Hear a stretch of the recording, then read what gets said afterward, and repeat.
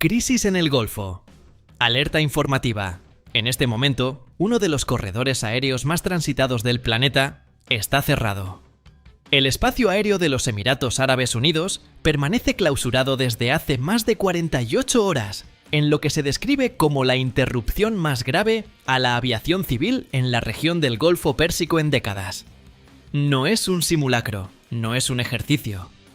Es una crisis activa que está dejando varadas a cientos de miles de personas y que amenaza con desestabilizar el sistema de transporte aéreo global. Los hechos son los siguientes. Después de que Estados Unidos e Israel lanzaran ataques militares coordinados contra infraestructura militar iraní, el 28 de febrero, la República Islámica de Irán respondió con una oleada de misiles balísticos y drones dirigidos no solo hacia objetivos israelíes, sino contra bases militares estadounidenses ubicadas en suelo de países del Golfo que tradicionalmente han sido aliados de Washington. Bahrein confirmó impactos de misiles contra instalaciones del Centro de Servicios de la Quinta Flota de la Marina de Estados Unidos. Kuwait reportó ataques contra infraestructura militar cerca de su aeropuerto principal. Y los Emiratos Árabes Unidos, hogar del Aeropuerto Internacional de Dubái, el tercero más transitado del mundo, enfrentan ahora la amenaza directa de represalias iraníes contra activos estadounidenses en su territorio. La respuesta de las autoridades de aviación civil ha sido inmediata y draconiana. La Autoridad General de Aviación Civil de los Emiratos Árabes Unidos emitió una declaración clasificando el cierre como medida precautoria excepcional, destinada a garantizar la seguridad de vuelos y tripulaciones. Pero las palabras oficiales no capturan la magnitud del caos. El Aeropuerto Internacional de Dubái, que normalmente procesa más de 90 millones de pasajeros al año, está completamente paralizado. Todas las operaciones de llegadas y salidas están suspendidas hasta nuevo aviso. Lo mismo ocurre en el Aeropuerto Internacional Al Maktoum, el segundo hub de Dubái. En Abu Dhabi, la aerolínea nacional Etihad Airways suspendió todos sus vuelos de salida y está desviando aeronaves que ya estaban en ruta de regreso a sus aeropuertos de origen. Dios, y los Emiratos no están solos. Qatar cerró su espacio aéreo completamente, dejando varado al Aeropuerto Internacional Hamad de Doha, uno de los hubs de conexión más importantes entre Europa y Asia. Qatar Airways, que opera más de 1000 vuelos semanales, confirmó la suspensión total de operaciones. Bahrein ha clausurado su espacio aéreo. Kuwait ha prohibido todos los vuelos hacia y desde Irán y ha suspendido operaciones en su aeropuerto internacional. Irak cerró su espacio aéreo tras los ataques iniciales. Siria bloqueó parcialmente su corredor aéreo meridional. Israel mantiene cerrado su espacio aéreo, excepto para movimientos civiles limitados con permiso previo. Y, por supuesto, Irán ha clausurado completamente su región de información de vuelo de Teherán hasta al menos el 3 de marzo, aunque expertos en aviación esperan extensiones indefinidas. Según datos de la firma de investigación aeronáutica Cirium, más de 1.800 vuelos han sido cancelados solo en las primeras 24 horas de la crisis. Esto no incluye los miles de vuelos que han sido desviados, retrasados o que simplemente no despegaron porque sus rutas normales atravesaban espacio aéreo ahora prohibido. La aerolínea Emirates, la mayor aerolínea internacional del mundo por tráfico de pasajeros, ha suspendido todas sus operaciones desde Dubái, afectando aproximadamente a 250.000 pasajeros diarios. Fly Dubai, la aerolínea de bajo costo del Emirato, está igualmente paralizada. Etihad Airways estima que sus disrupciones afectan a 70.000 pasajeros por día, y el impacto se extiende mucho más allá de las aerolíneas del Golfo. Turkish Airlines canceló todos sus vuelos hacia Líbano, Siria, Irak, Irán y Jordania hasta el 2 de marzo y suspendió servicios a Qatar, Kuwait, Bahrein, Emiratos y Omán hasta el 28 de febrero. Lufthansa, la aerolínea insignia alemana, que suspendió vuelos a múltiples destinos en Medio Oriente. British Airways canceló servicios regionales. Air India suspendió todos sus vuelos hacia destinos en Medio Oriente. Air France, KLM, Iberia, Finnair, Norwegian. Japan Airlines, Cathay Pacific, Pakistan International Airlines, Aegean Airlines, Air Algérie. La lista de aerolíneas que han suspendido o desviado operaciones crece cada hora. Las aerolíneas estadounidenses tampoco están exentas. Miss Delta Airlines y United Airlines suspendieron todos los vuelos hacia Tel Aviv al menos hasta el fin de semana. American Airlines canceló su ruta Filadelfia-Doha. Virgin Atlantic está evitando el espacio aéreo iraquí, lo que significa que sus vuelos hacia India, Maldivas y Riad tardarán significativamente más. Y esto es solo lo que se ha anunciado públicamente. Que las compañías aéreas están reescribiendo sus planes de vuelo en tiempo real mientras el mapa de espacio aéreo disponible cambia hora por hora. ¿Pero qué significa técnicamente cerrar un espacio aéreo? Cuando una autoridad de aviación civil emite un NOTAM, una notificación para aviadores, declarando el cierre de su región de información de vuelo, está esencialmente prohibiendo que cualquier aeronave civil entre en ese volumen de aire. Las aeronaves que ya están dentro tienen minutos para salir o aterrizar en el aeropuerto más cercano disponible. Los controladores de tráfico aéreo redirigen inmediatamente todo el tráfico entrante hacia rutas alternativas. Y para las aerolíneas, esto significa recalcular en segundos, rutas que normalmente tardan semanas en planificarse. Consideremos una ruta típica: Londres a Singapur. Normalmente, este vuelo atraviesa el espacio aéreo de Europa Occidental, cruza Turquía, sobrevuela el norte de Irak o Irán, desciende sobre el Golfo Pérsico, cruza Pakistán e India y finalmente llega al sudeste asiático. Tiempo de vuelo: aproximadamente 13 horas. Ahora, con Irak, Irán y el Golfo cerrados, esa aeronave tiene 3 opciones. Primera, volar al norte, atravesar Armenia, Azerbaiyán y cruzar el mar Caspio hacia Turkmenistán y Afganistán. Segunda, volar al sur, rodear completamente la península arábiga pasando sobre Egipto, el Mar Rojo, Yemen, Omán y luego hacia el este. Tercera, cancelar el vuelo. La mayoría de las aerolíneas están eligiendo la primera opción, pero esto añade entre 2 y 4 horas de tiempo de vuelo. Más tiempo de vuelo significa más combustible. Un Airbus A350 consume aproximadamente 6 toneladas de combustible por hora de vuelo. 4 horas adicionales significan 24 toneladas extra de combustible, a un costo aproximado de $20.000 por vuelo solo en combustible adicional. Multiplica eso por cientos de vuelos diarios y estás hablando de millones de dólares en costos operativos adicionales por día. Y eso sin considerar las tripulaciones. Las regulaciones de aviación civil limitan las horas de vuelo continuas para pilotos. Un vuelo que se extiende 4 horas puede exceder esos límites, lo que significa que necesitas tripulaciones adicionales, lo que significa costos adicionales. Y luego está la congestión. Arabia Saudita y Omán, cuyos espacios aéreos permanecen abiertos, ahora están manejando todo el tráfico que normalmente se distribuiría entre 8 países. Los controladores de tráfico aéreo en Riad y Mascate están procesando el doble o triple de su volumen normal de vuelos. Esto crea cuellos de botella. Las aeronaves tienen que circular en patrones de espera, esperando su turno para entrar en corredores aéreos saturados.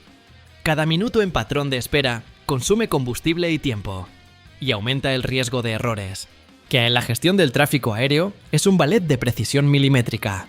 Cuando duplicas el número de bailarines en el escenario, el riesgo de colisiones aumenta exponencialmente. Pero el problema más grave no es logístico, es de seguridad. Porque en este momento, mientras hablamos, misiles balísticos iraníes están siendo lanzados desde territorio iraní hacia objetivos en el Golfo. Estos misiles alcanzan altitudes de hasta 100 kilómetros durante su fase de ascenso antes de descender hacia sus objetivos. La aviación civil opera entre 10 y 12 kilómetros de altitud. Los sistemas de defensa antimisiles instalados en bases estadounidenses en la región interceptan amenazas entrantes en altitudes que varían entre 20 y 50 kilómetros. ¿Ven el problema? Hay una zona de superposición donde los misiles balísticos, los interceptores antimisiles y los aviones civiles pueden ocupar el mismo volumen de aire al mismo tiempo. El 17 de julio de 2014, el vuelo Malaysia Airlines 17 fue derribado sobre Ucrania Oriental por un misil superficie-aire, mientras volaba a una altitud de crucero de 33.000 pies. 300 personas murieron. El misil no estaba destinado a la aeronave civil. Estaba destinado a un objetivo militar. Pero en la confusión de una zona de conflicto activo, los operadores del sistema antimisiles confundieron el avión de pasajeros con una amenaza militar. Este es el escenario de pesadilla que las autoridades de aviación civil están tratando desesperadamente de evitar ahora mismo en el Golfo Pérsico. Y hay otro factor: los sistemas de guerra electrónica. Tanto Estados Unidos como Irán están utilizando contramedidas electrónicas para interferir con los sistemas de guía de misiles enemigos. Esto incluye interferencia GPS, una técnica donde transmisores terrestres envían señales falsas de GPS que hacen que los receptores de navegación reporten posiciones incorrectas. El problema es que las aeronaves civiles también usan GPS para navegación. Flightradar 24, el servicio de seguimiento de vuelos en tiempo real, ha reportado que la interferencia GPS en la región del Golfo es tan intensa en este momento que múltiples aeronaves están reportando posiciones erróneas por decenas de kilómetros. Los pilotos tienen que confiar en sistemas de navegación inercial de respaldo y orientación visual cuando vuelan cerca de estas zonas. Es como conducir con los ojos vendados. Entonces, ¿cuánto está costando esto? Económicamente, la cifra es asombrosa. El aeropuerto internacional de Dubái genera aproximadamente 40.000 millones de dólares en actividad económica anual.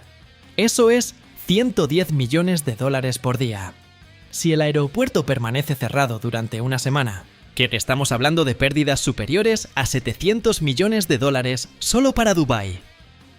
Emirates, la aerolínea, reportó ingresos de 32.000 millones de dólares en su último año fiscal. Eso es 88 millones de dólares por día en ingresos. Cada día que no vuela es un día de ingresos evaporados y tiene que seguir pagando salarios, arrendamientos de aeronaves, deudas. Etihad Airways está en una posición similar. Qatar Airways, igualmente paralizada, que pierde aproximadamente 60 millones de dólares diarios. Y esto es solo la aviación. Los Emiratos Árabes Unidos son un hub comercial global. Dubái es el puerto de reexportación más grande entre Asia y África. Cada día, miles de toneladas de carga aérea pasan por sus aeropuertos. Componentes electrónicos, productos farmacéuticos, piezas de repuesto industriales, flores frescas, mariscos, correo. Todo eso está ahora detenido. Las cadenas de suministro globales dependen de la precisión temporal. Un retraso de 3 días en la entrega de un componente crítico puede detener una línea de ensamblaje en Alemania o Japón, multiplicando las pérdidas económicas exponencialmente. Y luego está el turismo. Los Emiratos reciben aproximadamente 20 millones de turistas al año, muchos de ellos en tránsito.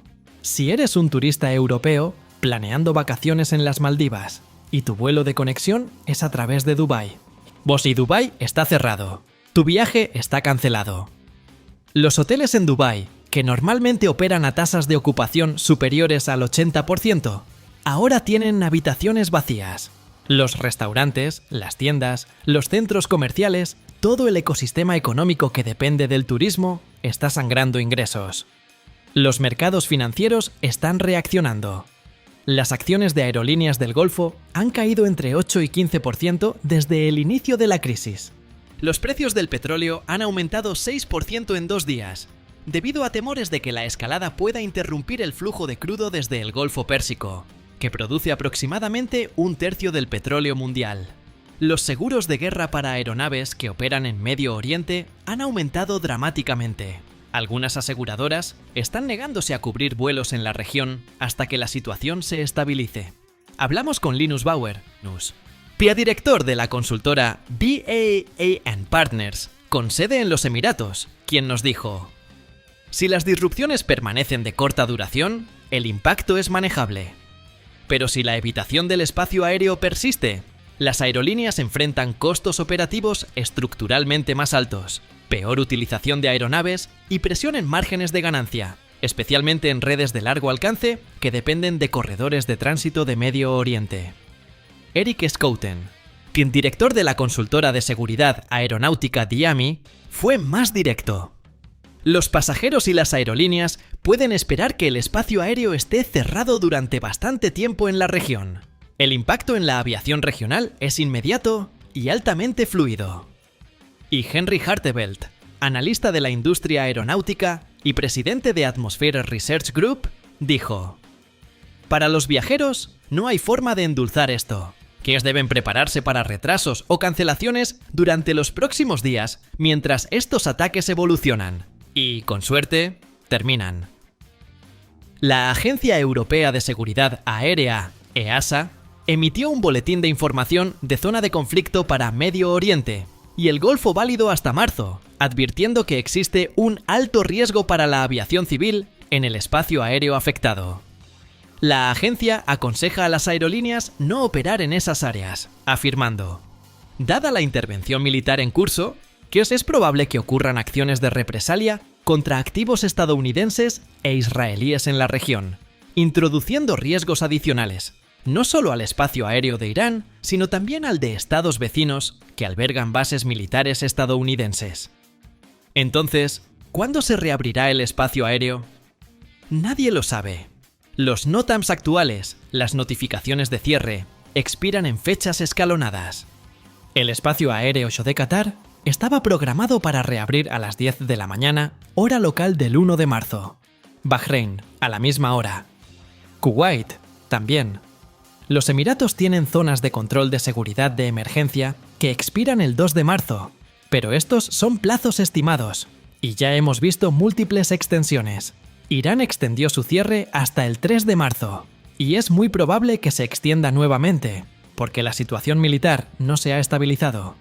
Los ataques estadounidenses e israelíes contra Irán están diseñados para durar múltiples días, según fuentes oficiales estadounidenses. Irán ha declarado que todos los activos e intereses estadounidenses e israelíes en Medio Oriente se han convertido en un objetivo legítimo. Esto no es retórica. Son declaraciones de política respaldadas por acciones. Los misiles iraníes ya han golpeado instalaciones militares en Bahrein, Kuwait y potencialmente los Emiratos. Y mientras esos ataques continúen, pues ningún país va a reabrir su espacio aéreo y arriesgar que un avión civil de pasajeros sea confundido con un objetivo militar. Hay un precedente reciente. En junio de 2025, Israel y Estados Unidos lanzaron ataques contra Irán que duraron 12 días.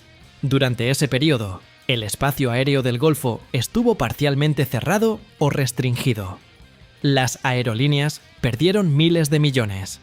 Los pasajeros fueron desviados a través de rutas alternativas que añadieron horas a sus viajes.